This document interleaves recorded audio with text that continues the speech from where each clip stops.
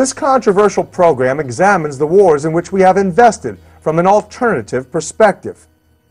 The purpose of this film is to help explain how and why we have technologically advanced yet declined in health, freedoms, and quality of life. Currently showing on televisions around the world via satellite is the United States Department of Health and Human Services History of Bioterrorism. This program, featured in a new 24-hour preparedness programming network, was co-produced with the Department of Homeland Security with the CIA's involvement.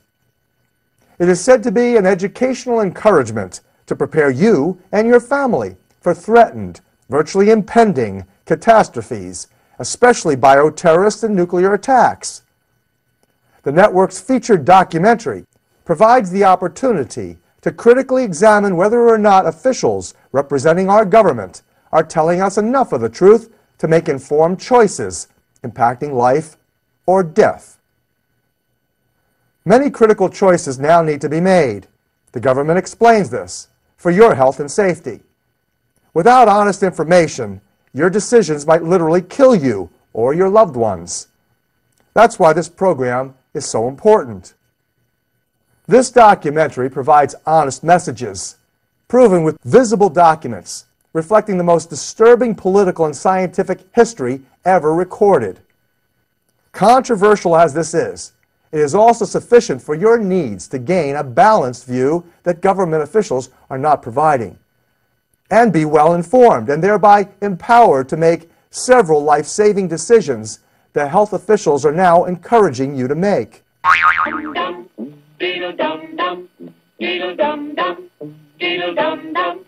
There was a turtle by the name of Bert, and the turtle was very alert. When danger threatened him, he never got hurt. He knew just what to do.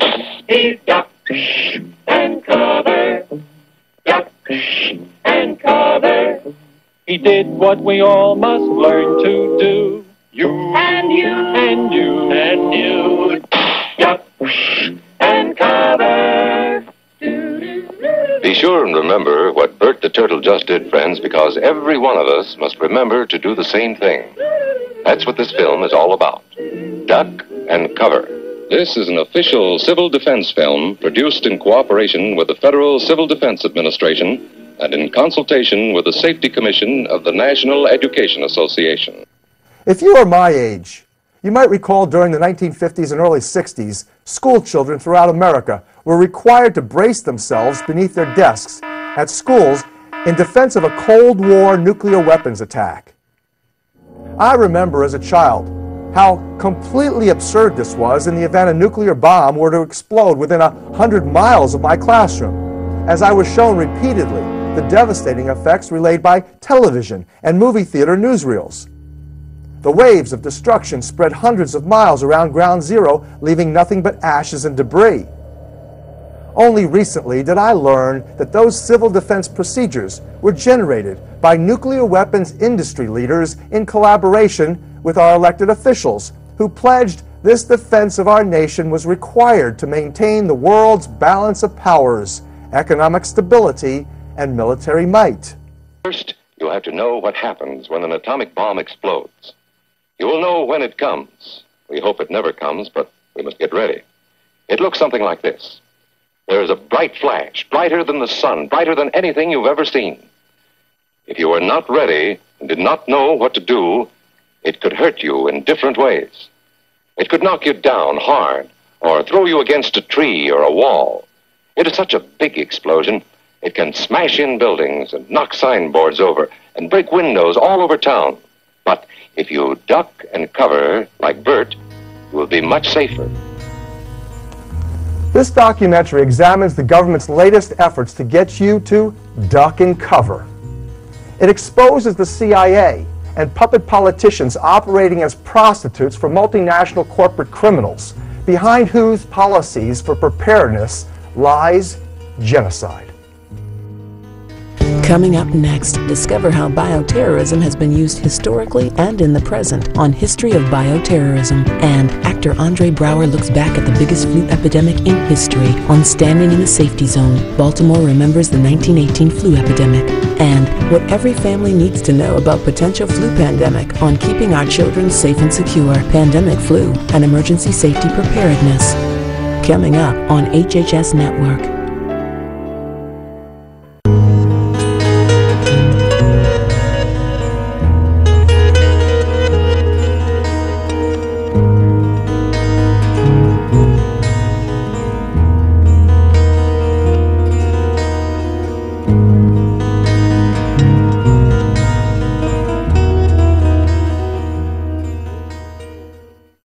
As you are about to learn, the real bioterrorists produce illegitimate programming called propaganda for profit.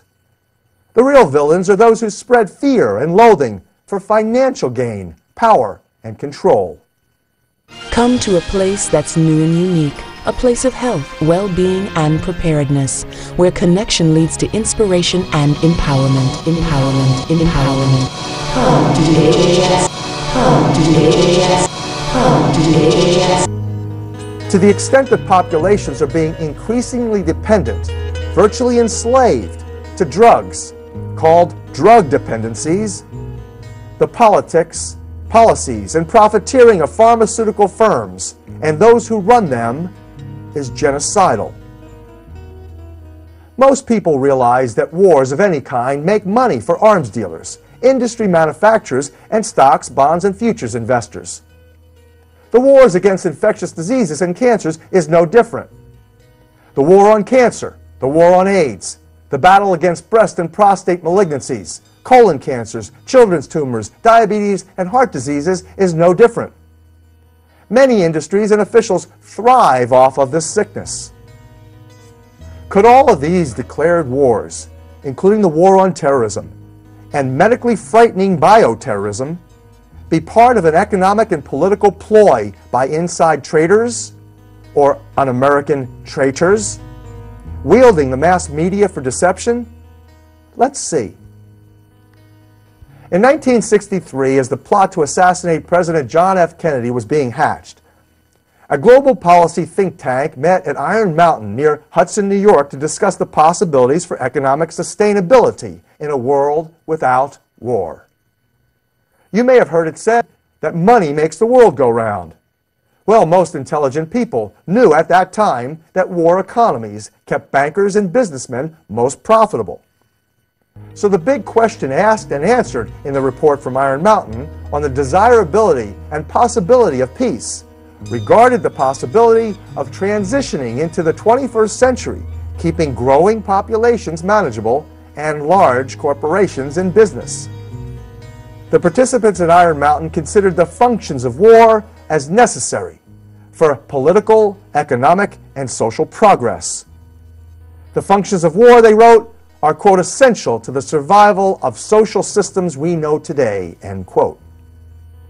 Under political requirements, the report stated, a viable political substitute for war must posit a generalized external menace to each society of a nature and degree sufficient to require the organization and acceptance of political authority. In other words, a form of controlled life with threats other than large-scale devastating wars was considered. A way to control populations without destroying expensive infrastructures, roads, utilities, and real estate, as in past world wars. This report provided economic substitutes for war and suggested developing a comprehensive social welfare program and a giant open-ended space research program, both of which we have today. Political substitutes for war included, quote, an omnipresent, virtually omnipotent international police force, end quote. The current global war on terrorism assures this. And fictitious alternate enemies, about which this documentary speaks, is evident in today's focus on terrorism. But who are the deadliest terrorists, really? Do contemporary terrorists seek social control through a, quote, modern, sophisticated form of slavery? Ecological bioterrorism and human genetic destruction was also recommended by the report from Iron Mountain think tank. They suggested a, quote, comprehensive program of applied eugenics, end quote. That means genetically culling and killing perceived social misfits, or having them die from environmental toxicity. And the report's cultural replacements in science included, besides space research and social welfare, this concept of eugenic genetic control. In essence, these policy analysts, representing global industrialists, concluded that viable alternatives to traditional warfare could be made available to keep the world's economies going and the burgeoning populations controlled. It might come as a shock to many people, but the form of government we have in this country today basically is socialistic. We have social programs for everything. We have educational programs to bring the curriculum around to what the national education authorities want. And basically we have a socialist program, but instead of the benefits going to the people, the benefits go to the corporations. Okay? So I think anyone that stops and looks at it would agree that we have socialism geared to benefit the multinational corporations. Now, interestingly enough, this is pushed along by a fervent nationalism. What's good for GM is good for the country, okay? And our country, right or wrong, and we're going to go take our form of freedom and democracy to some other country. If you don't like it, we'll just invade you and occupy you, okay? Now, what does that tell us? That tells us that the form of government that we're operating under today is National Socialism. And that should come as a shock to many people, particularly when you consider that National Socialism in German, shortened down, means Nazi. So, because the Nazi Party was the National Socialist German Workers' Party, National Socialist Deutsche Arbeiterpartei, okay? And so they shortened it to Nazis. And by the way, that was a form of fascism. Okay, and the man who coined the term fascism was Benito Mussolini in Italy. But Benito Mussolini himself said that fascism really wasn't the proper term, that it more correctly should have been called corporatism. And that is simply when you have the corporations running the country and controlling the government. Now, this is what we saw in fascist Italy. This is what we saw in Nazi Germany. But the difference is this. In those countries, but before World War II, the state took over the corporations. In the United States today, the corporations have taken over the state. But the end result's the same. Consistent with the report from Iron Mountain, U.S. government records show a definitive genetics, eugenics, depopulation campaign was well underway by the early 1970s. Here, for instance, is a copy of a National Security Memorandum 200, which called for massive Third World depopulation. This was compiled by request of America's nuclear weapons guru, Dr. Henry Kissinger, the U.S. National Security Advisor under Richard Nixon, overseeing CIA, FBI, and foreign policy. I want this explained to me now. My Jew boy, Haldeman, where the hell's my Jew boy? Bob! He's here, Mr. President. I put in a call to him as soon as State sent us that signal. Thank you. Henry, just what the hell is this?